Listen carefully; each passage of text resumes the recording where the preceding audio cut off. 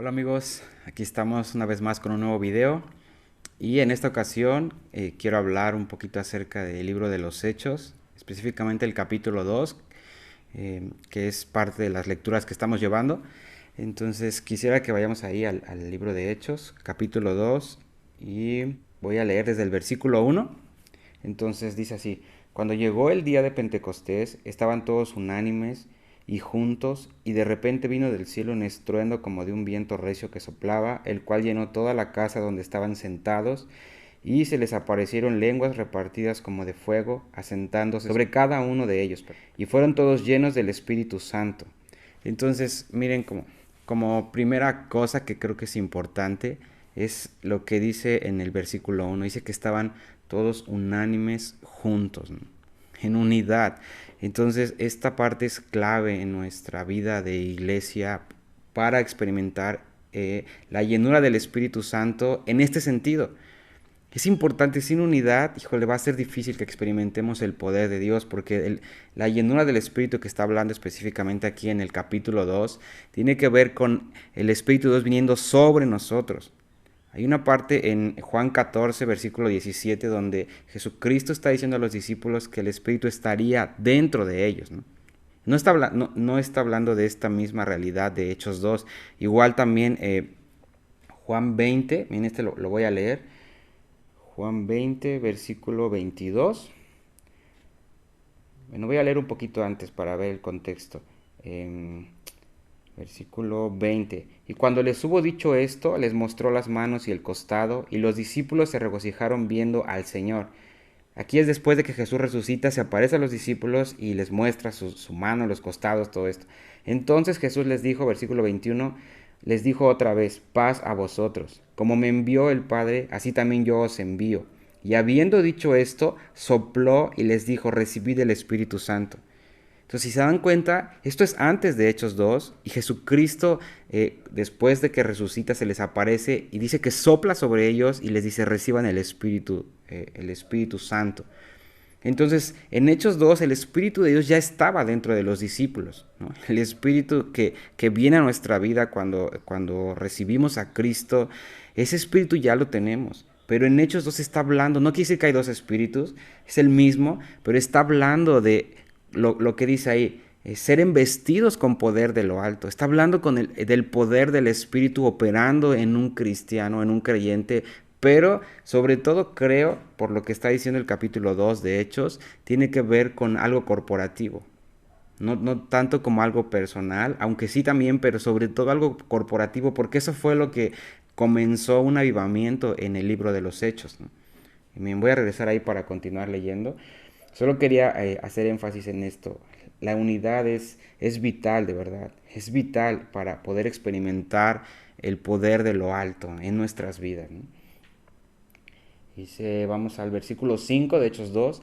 Se moraban entonces en Jerusalén judíos, varones piadosos de todas las naciones bajo el cielo, y hecho este estruendo se juntó a la multitud y estaban confusos, porque cada uno les oía hablar en su propia lengua, y estaban atónitos y maravillados diciendo: mirad, ¿no son galileos todos estos que hablan? ¿Cómo pues les oímos nosotros hablar cada uno en nuestra lengua en la que hemos nacido? Partos, medos, elamitas, y los que habitan en Mesopotamia, en Judea, en Capadocia, en el Ponto, en Asia, en Frigia, en Panfilia, y en Egipto, y en las regiones de África más allá de Cirene, y romanos aquí residentes, tanto judíos como prosélitos, cretenses y árabes, les oímos hablar en nuestras lenguas las maravillas de Dios. Este es otro punto importante. Cómo cuando viene el Espíritu de Dios de lo alto sobre los discípulos, hay una afectación, o sea, eso trasciende culturas, etnias, muchas cosas, lo cual, por eso te digo que es tan importante que como iglesia busquemos esto, ¿no? Eso es algo que trae unidad, no solamente en algo en una iglesia local, sino en todos los sentidos, o hablando de la iglesia universal, ¿no? Lo cual ahora no vemos que sea una realidad, ¿no? Pero va a pasar porque está profetizado. Y versículo 12, y estaban todos atónitos y perplejos diciéndose unos a otros: ¿qué quiere decir esto? Mas otros burlándose decían: están llenos de mosto. Entonces ahora vamos a ver lo que Pedro dice, porque es a lo que voy. Ah, entonces Pedro dice, poniéndose en pie, versículo 14, Con los 11 alzó la voz y les habló diciendo: varones judíos y todos los que habitan en Jerusalén, esto os sea notorio y oíd mis palabras, porque estos no están ebrios como vosotros suponéis, puesto que es la hora tercera del día. En nuestro horario serían como las 9 de la mañana. Y sí, o sea, era muy temprano para que estuvieran ebrios, ¿no? Dice, más esto, fíjate, Pedro dice, a ver, ubíquense. Son las 9 de la mañana, no es normal, o sea, no podría ser que estuvieran ebrios. Más les voy a decir qué es lo que está pasando. Mas esto es lo dicho por el profeta Joel. Y en los postreros días, dice Dios, derramaré de mi espíritu sobre toda carne, y vuestros hijos y vuestras hijas profetizarán, y vuestros jóvenes verán visiones, y vuestros ancianos soñarán sueños, y de cierto sobre mis siervos y sobre mis siervas, en aquellos días derramaré de mi espíritu, y profetizarán. Esto es a lo que quiero animarte a que busquemos. Porque aquí dice que es una profecía que estaba escrita mucho tiempo atrás de Pedro, pero que ahora él estaba viendo el cumplimiento de ese y todos los que estaban ahí. Pero ¿sabes qué? Esta profecía sigue vigente para nuestros días. Es algo por lo cual tenemos que pedir, Señor, envístenos con poder de lo alto. Porque después de esto los discípulos empezaron a llevar a cabo una labor impresionante en Dios. O Dios empezó a llevar una obra increíble después de ese momento. Simplemente esta predicación de Pedro ya empezó a traer un avivamiento, porque dice que muchas personas creyeron en Jesucristo por esta predicación de Pedro. O sea, él empezó a ver el cumplimiento ahí mismo, ¿no? Y toda la gente que estaba ahí. Y de ahí en adelante, ves el capítulo 3, lo que pasa, y así empieza a haber un despertar o un avivar en la iglesia impresionante.